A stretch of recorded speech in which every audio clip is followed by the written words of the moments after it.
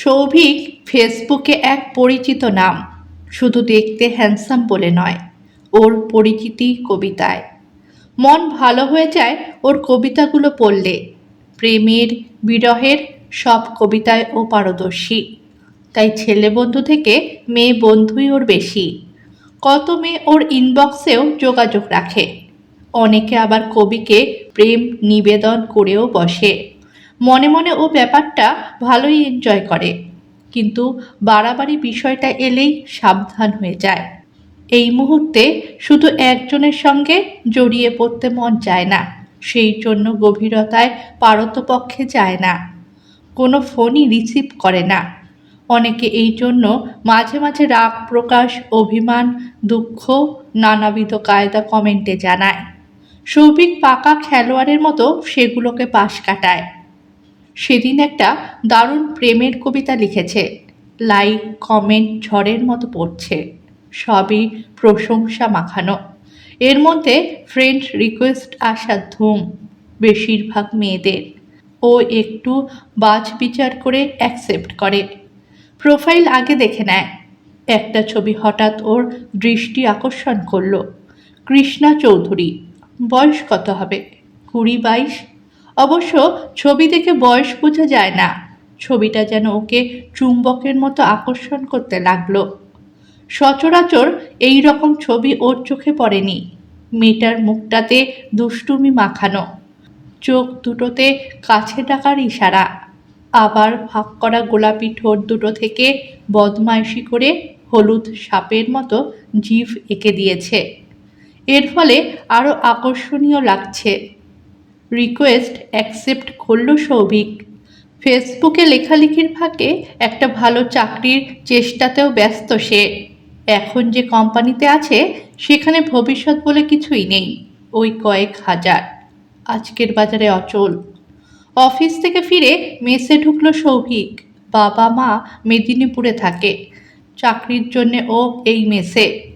রাত্রে মেসে জেলখানার মতো খাবার খেয়ে ঘরে এসে ঢুকলো। অনেক চেষ্টায় এই বড় বাথরুমের আকারে সিঙ্গেল রুমটা পেয়েছে। রাত 10:30 নাগাদ মোবাইলটা নিয়ে বসে। সকালের সেই কৃষ্ণা চৌধুরী, মেসেঞ্জারে তার কিছু গুণগান করেছে কিনা দেখতে মন চাইছে। সাগ্রহে খুলেই চোখে পড়ে কৃষ্ণার লেখাগুলো। আমাকে বন্ধু বলে স্বীকার করার জন্যে অনেক ধন্যবাদ। বেশি দিন ফেসবুকে আমি নেই, কিন্তু কয়েকটা গ্রুপে আপনার কবিতা পড়ে আমি মুগ্ধ। যেমনই সুন্দর দেখতে আপনি, তেমনই আপনার সুন্দর কবিতা লেখা। আমার অনেক বন্ধুই আপনার ফ্যান। যদি মনে করেন উত্তর দেবেন, উত্তর দিলে নিজেকে ধন্য মনে করব। বুকটা অজান্তেই শিরশির করে উঠল সৌভিকের। এটা কি প্রেমের শিহরণ? হলিউডি নায়কের মতো চেহারাটা নিয়ে তার খুব গর্ব। বন্ধুরা বলে, তুই শালা মঠে গিয়েও পাখি মারতে পারিস। কিন্তু ভগবান সবাইকে সব কিছু একসাথে দেয় না। যেমন বলার বা দেখাবার মতো একটা চাকরি তাকে দেয়নি। কৃষ্ণার লেখার উত্তর দিতে গিয়েও দিল না। একটু অপেক্ষা করলে আকর্ষণ আরও বাড়বে। কিন্তু কেন? সত্যি কি ও একটা ছবি দেখে মেয়েটাকে ভালোবেসে ফেলল? এখন ভার্চুয়াল জগতে কত কি ঘটে।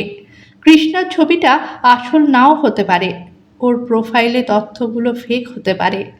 তবে ও এত তাড়াতাড়ি নিঃসন্দেহ হচ্ছে কি করে? তাই কি ও কিছুটা সময় নিল? একটা নতুন কবিতা ফেসবুকেও পোস্ট করলো। দেখা যাক কৃষ্ণা নামক মেয়েটা কোনো মন্তব্য করে কি না। ততক্ষণ সৌভিক কৃষ্ণার প্রোফাইলটা ঘাঁটল, যদি নতুন কোনো তথ্য পাওয়া যায়। মাত্র 4 মাস আগে অ্যাকাউন্ট খুলেছে। মামুলি কতকগুলো পোস্ট, দ্বিতীয় কোনো ছবি নেই। পোস্টগুলোতেও কয়েকটা লাইক, তার মানে বন্ধুর সংখ্যা কম। প্রায় 15 মিনিট পর নিজের ফেসবুক খুলে দেখল। তৃতীয় মন্তব্যটি হলো কৃষ্ণার। লিখেছে, মন ছোঁয়া কবিতা। কিভাবে এত সুন্দর লেখেন আপনি? সৌভিক সবুজ সংকেত পাচ্ছে মনে মনে। এই রাত 11টাতেও তার কবিতা পড়ছে এক সুন্দরী মেয়ে।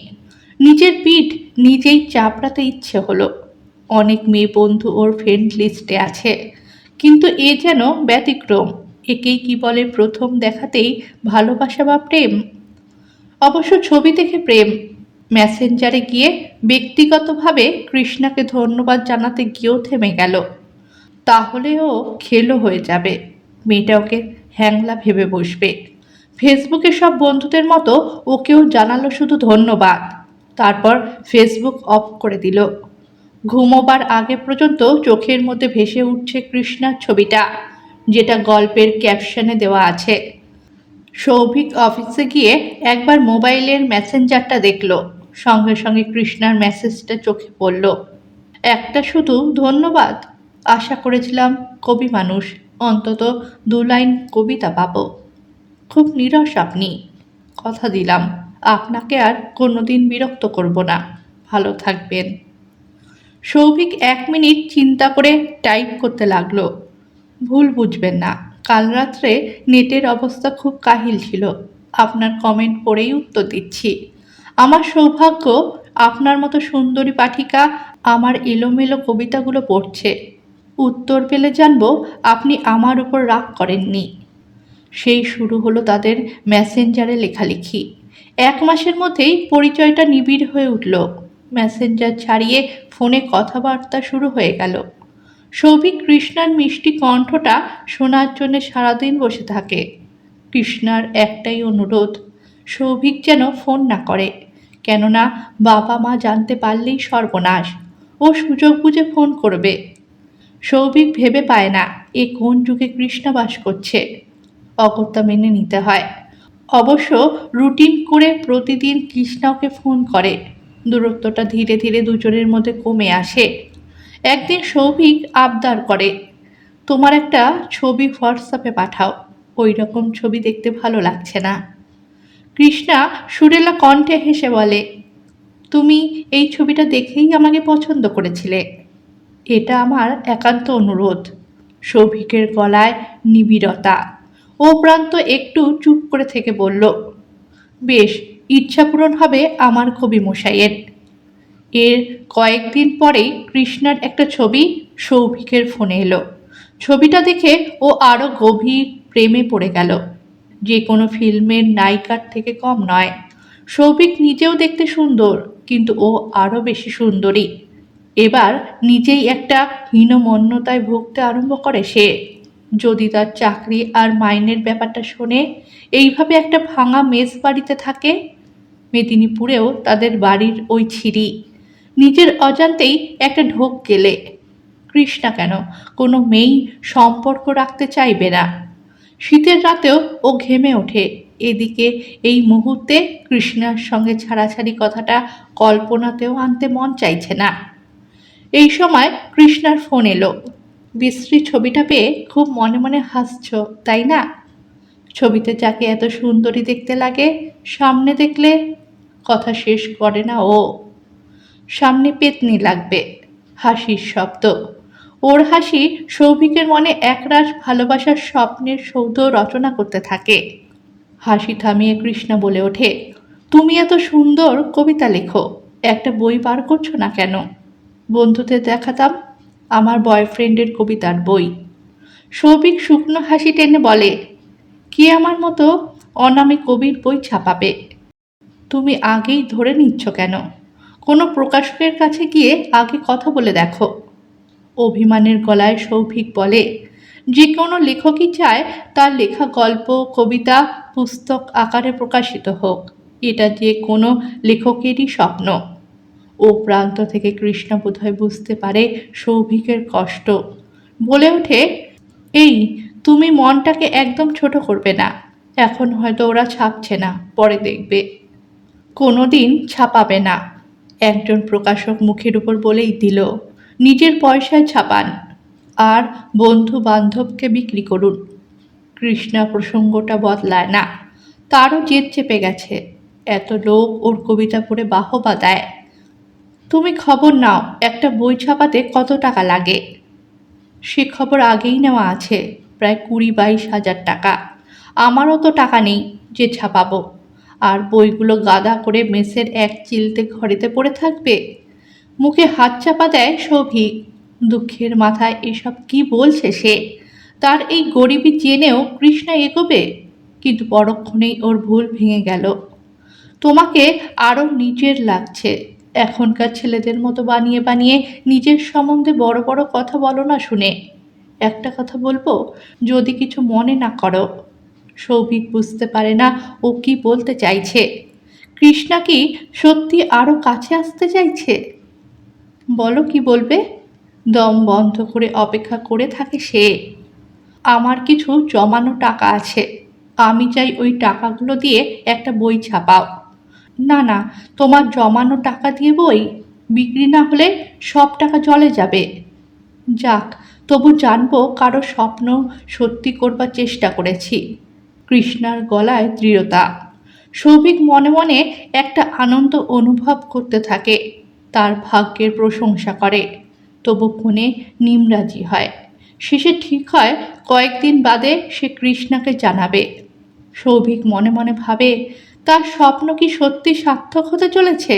তার কবিতার বই ছাপা হবে। এ তো মনে হচ্ছে পুরো সাম্রাজ্যের সঙ্গে রাজকন্যা লাভ।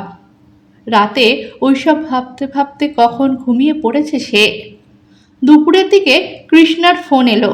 সৌভিক তখন অফিসের কাজে ব্যস্ত। সেই ফাঁকেই ফোনটা রিসিভ করলো। বলো, আজ এই অসময়ে? কাল সারা রাত্রির চিন্তা করে কি ঠিক করলে? আমার টাকা নেওয়া যাবে? সুরেলা গলা কৃষ্ণার। 1 মিনিট থেমে সৌভিক বলল, নিতে পারি, এক শর্তে। আগামী 2 মাসের মধ্যে টাকাগুলো তোমায় ফিরিয়ে দেব। যদি ফেরত নিতে রাজি থাকো তাহলে নেব। মিষ্টি হাসিতে ফোনটা ভরে উঠল। বেশ কবিবাবু, রাজি। তোমার ব্যাংক অ্যাকাউন্ট নম্বর বলো। সৌভিক রসিকতা করে বলে ওঠে, দেখো, আমি টাটা বিল্লা নই। আমি চাই তুমি নিজের হাতে টাকাগুলো আমার হাতে দেবে। এই ফাঁকে আমার ভাবি বউটাকে একটু দেখা হয়ে যাবে। অপর প্রান্ত থেকে গভীর শ্বাস নেবার শব্দ হলো। ইস, ঝামেলায় ফেললে।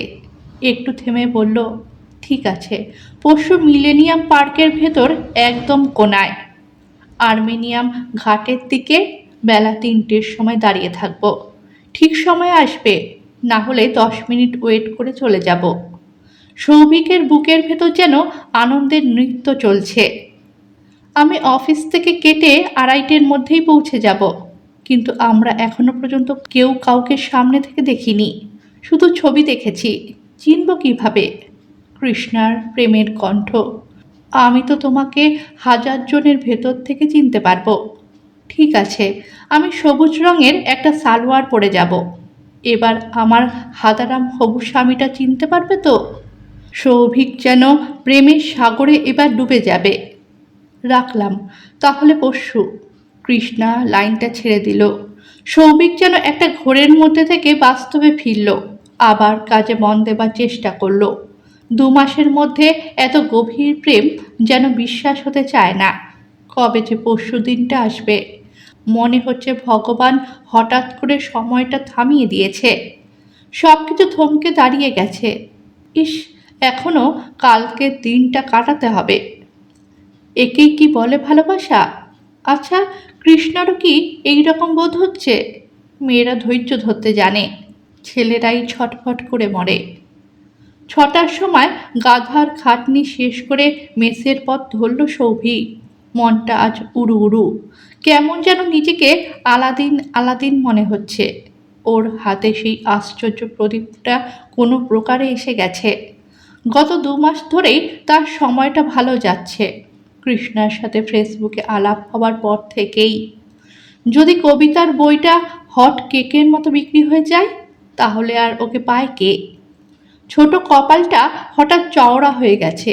মেসের ওই শুকনো রুটি আর কুমড়োর ঘ্যাট খেতে আজ আর মন চাইল না। আজকের দিনটা একটু সেলিব্রেট করা যাক। মানি ব্যাগে প্রায় 100-5 টাকা আছে। ও আমিনিয়া রেস্টুরেন্টে ঢুকে পড়ল। অনেকদিন পর একটু মুখ পাল্টানো যাক। খাওয়া সেরে বিল মিটিয়ে হাঁটতে হাঁটতে এগুলো বাস ধরতে। সন্ধ্যার কলকাতা আলোয় ঝলমল করছে। সৌভিকের মনেও হাজার আলোর রোশনাই। আগামী পরশু তাদের 4 চোখের মিলন হবে। কল্পনার চোখে সবুজ সালোয়ার পরা কৃষ্ণার মুখটা মনে ভেসে ওঠে। সত্যি ও সুন্দর। তারা পাশাপাশি হেঁটে গেলে সবাই এক পলক তাকিয়ে দেখবেই। হঠাৎ যেন শুকনো নিষ্প্রাণ পৃথিবীটা সৌভিকের চোখে 1 মিনিটেই বদলে গেছে। কৃষ্ণার মুখটাই এই পৃথিবীটাকে সুন্দর করে তুলেছে তার চোখে। পরে পাঠানো কৃষ্ণার ছবিটা আবার মনে পড়ে যায়। দুধে আলতা গায়ের রং, চোখ দুটো বড় বড়, উজ্জ্বল গভীর কালো, নাকটা একটু ছোট, যেন শ্বেতপাথর থেকে কুঁদে তোলা। ঠোঁট দুটোতে যেন কত মধুর স্বপ্নের প্রতিশ্রুতি। তেমনি উত্তেজক ফিগারটা। সৌভিক যখন মেসে পৌঁছলো তখন ঘড়িতে 9টা বাজছে। আগেই ফোনে জানিয়ে দিয়েছিল আজ রাত্রে খাবে না। সরু সিঁড়ি বেয়ে বেসুরো একটা গানের শীষ দিতে দিতে দোতলায় উঠে এলো। এবার তালা খুলে তার এক চিলতে ঘরটায় ঢুকলো। ঘরের চৌকিটার উপর গা এলিয়ে দিল সৌভিক। জ্বলন্ত সিগারেটের কুণ্ডলি পাকানো ধোঁয়ার দিকে তাকিয়ে ভেবে চলল সে, কৃষ্ণা হলো তার 7ম শিকার। এর আগে 6টা মেয়েকে একইভাবে সে প্রতারণা করেছে। তাদের কাছ থেকেও বই প্রকাশের নাম করে টাকা নিয়েছে। সব কটা মেয়েই তার রূপ আর লেখার কাছে হার মেনেছে। কাজ শেষ হলেই তাদের ব্লক করে দিয়েছে। নিজেদের বোকামি আর লোকলজ্জার ভয়ে কেউ টু শব্দ করেনি। সে নাকি ভালো কবি, নিজের মনেই হেসে ওঠে। সিগারেটে টান দিয়ে ধোঁয়া ছাড়ে। পুরনো কবিতার পাতা থেকে আর কিছুটা মিলকরণ করে নিজের নামে এতদিন চালিয়ে এসেছে। এখনো পর্যন্ত ধরা পড়েনি। শয়তানি বুদ্ধিটা জব্বর বার করেছে। প্রায় 1.5 লাখ টাকা কামিয়েছে। কিন্তু এবারে একটু বোকামি হয়ে গেছে। কৃষ্ণাকে টেলিফোন নম্বরটা দেওয়া। মনে হচ্ছে সিমটা বদলাতে হবে, কেননা এখনো অনেক পথ যেতে হবে। এই ছোট কোম্পানির 10,000 টাকার মাইনেতে কিছু হয়? আর মেয়েগুলো যদি যেচে টাকার বান্ডিল নিয়ে এগিয়ে আসে, সে নেবে না। এর মধ্যে পায়েল বলে মেয়েটা একটু সন্দেহ করেছিল, নিজের বুদ্ধিতে ওকে কুপকাত করেছে। ছোট হয়ে আসা সিগারেটটা উঠে জানলা গলিয়ে ফেলে দেয়। আয়নার সামনে এসে দাঁড়ায়। নিজের সুন্দর নিষ্প্রাপ মুখটা ভালো করে দেখে। কেউ এই চেহারা দেখলে আন্দাজ করতে পারবে তার ভেতরটা কত কদর্য। সুন্দর মুখের জয় সর্বত্র। একেই মূলধন করে অনেকেই অনেক কিছু করে। মুখে মৃদু হাসি খেলে যায় তার। কৃষ্ণার ব্যাপারটা মিটলেই নেক্সট ওয়েটিং লিস্টে নাম আছে নবনীতার। ওর সঙ্গে সবে 1 ধাপ কথাবার্তা হয়েছে, কিন্তু কৃষ্ণার রূপটাই ওর মনে ঝড় তুলে দিয়েছে।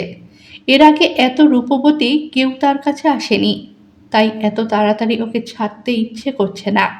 যতই হোক সে নিজেও রূপবান এবং তরতাজা এক যুবক। তার শরীরের মধ্যে কাম লালসা পুরো মাত্রায় বিরাজমান। একবার একটু টেস্ট না করেই ছেড়ে দেবে ওকে? মন স্থির করতে পারে না। রাত্রি বাজছে। শেষে ঠিক করলো আগে টাকাগুলো হাতড়ানো যাক, তারপর দেখা যাবে। চোখে ঘুম নেমে এলো সৌভিকের।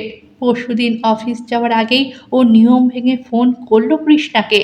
ও প্রান্তে রিং বাজছে। কৃষ্ণা বলেছিল সে যেন ফোন না করে, কিন্তু কাল সারাদিন কৃষ্ণা ফোন করেনি।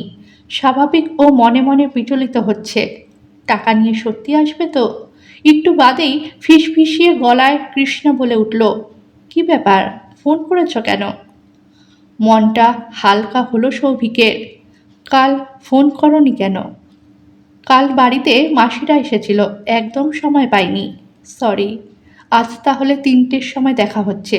সবুজ সালোয়ার। বাবুর মনে থাকবে তো? খুব মনে থাকবে।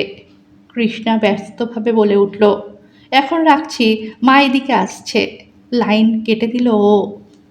যাক, আজ হাতে 20-25 হাজার আসছে। এবার টাকার পরিমাণটা বাড়াতে হবে, না হলে মজুরি পোষাবে না। অন্য কিছু বুদ্ধি বার করতে হবে। অফিসের জন্য পা বাড়ালো সৌভিক। অফিস থেকে বলে কয়ে 2:15-তে বেরোলো। ওর অফিস হাজরাতে। এইটুকু পথ বাসে যেতে আধ ঘন্টা লাগলেও 3টের আগেই পৌঁছে যাবে মিলেনিয়াম পার্কে। আজকে ও পরেছে একটা ক্রিম রঙের কটনের ফুলহাতা শার্ট আর কালচে ফুল প্যান্ট। চোখের সানগ্লাস, ব্যাক ব্রাশ করা চুল, যেন ফিল্মি নায়ক। বাসে অনেক মেয়েই ওর দিকে প্রশংসার চোখে তাকাচ্ছে। মনে মনে ভাবে কৃষ্ণার নিশ্চয়ই তাকে পছন্দ হবে। ভিক্টোরিয়ার কাছাকাছি আসতে জ্যামে বাসটা আটকে গেল। ঘড়িতে তখন 2:35। সামনে নাকি কিসের মিছিল যাচ্ছে।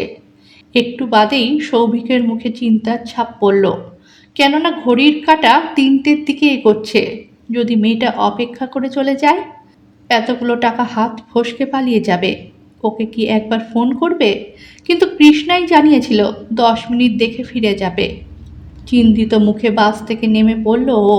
3টে বাজতে 10 মিনিট বাকি আছে। এই সময় ওখানে পৌঁছানো অসম্ভব। উদ্ভ্রান্তের মতো ও হাঁটা শুরু করলো। শিপিং কর্পোরেশনের সামনে এসে ও যখন পৌঁছলো তখন রীতিমতো ঘামছে। ঘড়িতে সময় দেখাচ্ছে 3:05। জোরে হাঁটা প্রতিযোগিতায় নাম লেখালে বোধহয় প্রথম হতো। এখনো ঠান্ডা তেমন পড়েনি। গরমে ঘেমে নিয়ে মুখটা নায়ক থেকে যেন ভিলেনে পরিণত হয়ে গেছে। এই সময় ফোনটা বেজে উঠল। 1 সেকেন্ডে ধরল। কৃষ্ণার অসহিষ্ণু কণ্ঠস্বর। কি ব্যাপার, এই রোদ্দুরে আর কতক্ষণ দাঁড়াবো? প্লিজ, আমি 5 মিনিটের মধ্যেই আসছি, রাস্তার জ্যামের জন্যে। পুরো কথা না শুনে ও প্রান্ত ফোন কেটে দিল। সৌভিক বুঝল কৃষ্ণা রেগে গেছে। মনে মনে একটা কাঁচা খিস্তি দিল সে। তারপর আবার দৌড় লাগালো। গেটের কাছ থেকে টিকিট কেটে পার্কে ঢুকে আর্মেনিয়ামের দিকটায় ঢুকলো। 5 মিনিট লেট হয়েছে। দূর থেকেই চোখে পড়ল সবুজ সালোয়ার। বুকটা আনন্দে নেচে উঠল। যাক, পাখি উড়ে যায়নি। রুমাল বার করে মুখটা মুছে নিল। একদম কাছাকাছি আসতে সবুজ সালোয়ার পরা মেয়েটাকে দেখে বিষম খেল সে। একে, এই কি তার স্বপ্ন সুন্দরী কৃষ্ণা? মেলাতে পারছে না। একজন 30-32 বছরের মেয়ে রেলিংটার কাছে দাঁড়িয়ে আছে, যেখানটায় দাঁড়াবার কথা ছিল কৃষ্ণার। মেয়েটার সবুজ সালোয়ার ছাড়া আর কোথাও মিল নেই কৃষ্ণার ছবির সাথে। মেয়েটার রৌদ্রে পোড়া মুখটা কঠোর, টান করে বাঁধা চুল, চওড়া কপাল, দেখতে অনেকটা জেলখানার স্ত্রী প্রহরীর মতো। এ তার কৃষ্ণা কোনো মতে হতে পারে না। সৌভিক মোবাইলে কৃষ্ণার সঙ্গে যোগাযোগ করার আগেই সেই মহিলাটি মধুর কণ্ঠে বলে উঠল, কবিবাবু, তোমার কৃষ্ণাকে চিনতে পারছো না? আমি কতক্ষণ ধরে টাকা নিয়ে ওয়েট করছি তোমার জন্যে। এক লহমায় সৌভিক বুঝে গেল সে বিপদে পড়তে চলেছে। কথার উত্তর না দিয়ে পিছু ঘুরল পালাবার উদ্দেশ্যে, এবং ঘুরেই দেখতে পেল 3টে লোক পিছনেই দাঁড়িয়ে। তাদের হাতে ধরা কালো রিভলভার। ইস্পাতের নলগুলো ওকে যেন তর্জনী তুলে শাসাচ্ছে। ওরা যে সাদা পোশাকের পুলিশ, তার মন তাকে জানিয়ে দিল। দীর্ঘদেহী লোকটা হিস হিসিয়ে উঠল। কোনোরকম চালাকি খেলতে গেলে মরবে। চুপচাপ আমাদের সঙ্গে থানায় চলো। সৌভিকের সারা শরীরে একটা ভয় খেলে গেল। মেয়েটা এগিয়ে এলো। পায়েলের রিপোর্ট করার ভিত্তিতে এতদিন বাদে শখের কবিকে হাতে নাতে ধরা গেল। অবিকল কৃষ্ণার কণ্ঠ। দীর্ঘদেহী পুলিশ অফিসারটা বলে উঠল, থ্যাঙ্কস অফিসার কৃষ্ণমিত্র, দারুণ কাজ করেছেন। আশা করি লালবাজারে গিয়ে একটু 3rd ডিগ্রি প্রয়োগ করলেই পুরো গল্পটা আপনার কবিবাবু গড় গড় করে আমাদের বলে দেবে। পার্কের সবার মাঝখান দিয়ে কলার ধরে সৌভিককে টেনে নিয়ে চলল পুলিশগুলো বাইরে দাঁড়িয়ে থাকা জিপটার দিকে। সৌভিকের চোখের সামনে শুধু অন্ধকার। নিজেকে ধিক্কার দেয়। এক মুহূর্তের জন্যে বুঝতে পারেনি সে নিজের চালাকির গর্বে মোহিত হয়েছিল। চালাক কেউ কখনো কখনো বোকা হয়ে যেতে হয়, সেটাও জানত না।